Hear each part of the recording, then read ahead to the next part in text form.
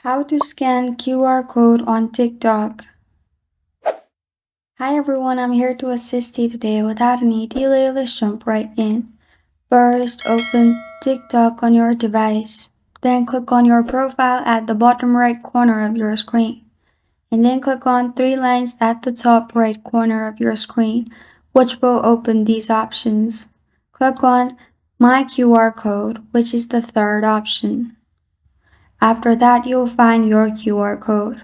You can send it to people to scan to follow you.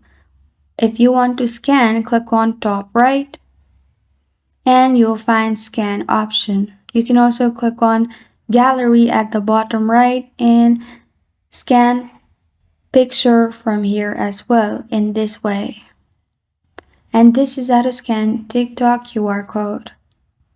Thank you for joining me today. If this video helps you out, please leave a like and subscribe for more.